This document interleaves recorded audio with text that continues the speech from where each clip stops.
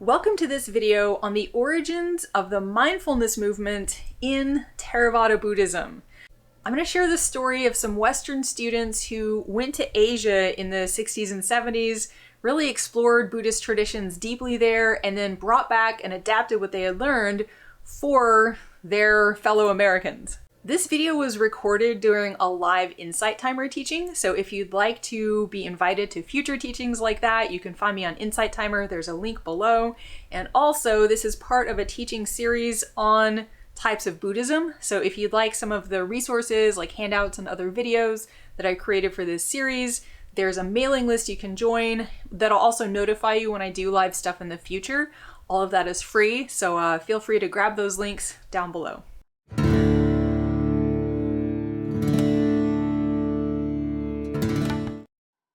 Often what people have kind of pulled from the Theravada tradition is sometimes just Samata. So for instance, learning to rest your mind on your breath is super important, but it's also just the beginning of Buddhist meditation. If you don't have that vipassana element where you're investigating your assumptions about permanence or just that you're an ongoing being, the sense of self that we have, the sense that sooner or later I'm going to arrive and, everything's going to be good and happy and I'm going to be satisfied in an ongoing way. If you're never exploring and kind of beginning to tease apart those assumptions about the world, it might be super helpful for stress reduction, for learning to focus the mind. I mean, folks with ADHD or, tendencies in that direction, it could be super helpful to learn that samatha part of it. But without the vipassana part, from a Buddhist perspective, it doesn't really lead to freedom. So basically, the story I want to tell you about this is that in, the 60s and 70s, I'm just going to take a group of people who started the Insight Meditation Society, IMS, in, I think, Barre, Massachusetts. I'm going to take them as an example. There were other people also doing this kind of work, but I think these are the best known and they've had a huge impact. So Joseph Goldstein, Sharon Salzberg, Jack Kornfield, and Jacqueline Mandell, Mandell Schwartz, who's part of my Tibetan Sangha now, so I actually kind of know her. It's really cool to have a personal connection to this history. So they were all over in South and Southeast Asia. Sharon Salzberg tells the story of going to India as part of her, as a study abroad, experience during college.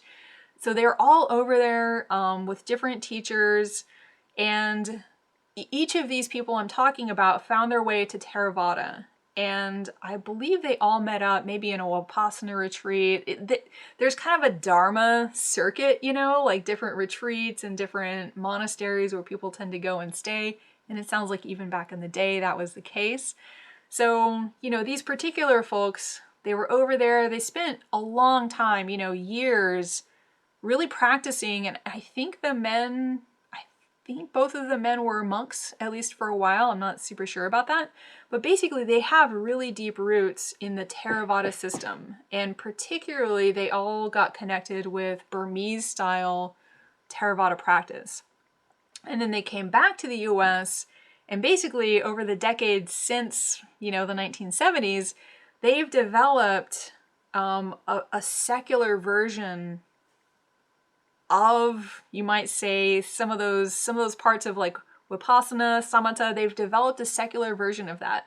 So you don't necessarily get, samsara and nirvana. I think you get in certain ways, at least, with their teachings, you get impermanence, you get lack of an inherently existent self. So they were really, I think, trying to do the work of cultural translation, of taking these amazing practices they learned in Asia and trying to present them in a way that was going to make sense to Westerners.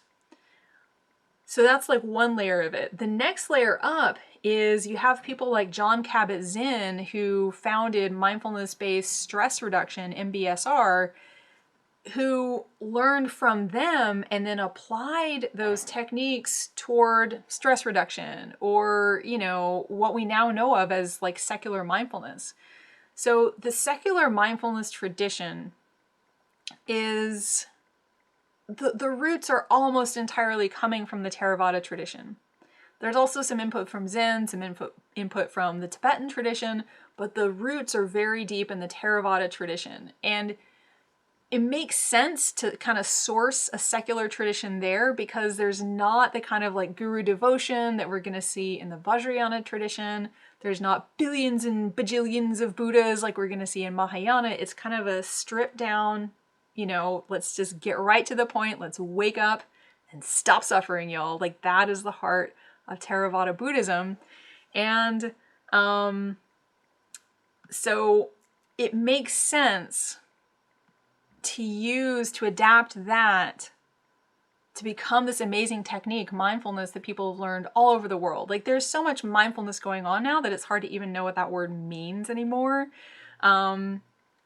But its roots are in the Theravada. So in a way, the Theravada system has really contributed to the spread of mindfulness. There are Theravada monasteries and training centers that this is where people sometimes meet the Dharma.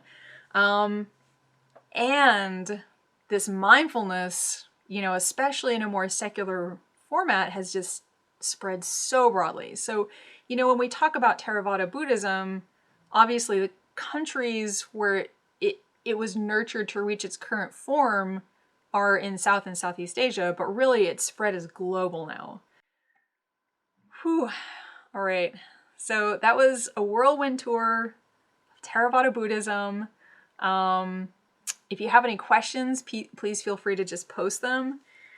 Also, I want to say this talk and this little series that I'm doing on different types of Buddhism, they were both inspired by just somebody asking for talks on this topic. So if you want to join my circle on Insight Timer, it's called Buddhist Wisdom Modern Life. The other thing I want to say too is if you're interested in, getting my newsletter, hearing about just other stuff that I'm doing, you can go to the link on my Insight Timer profile page thingy. I'm just sharing that link here in the chat too.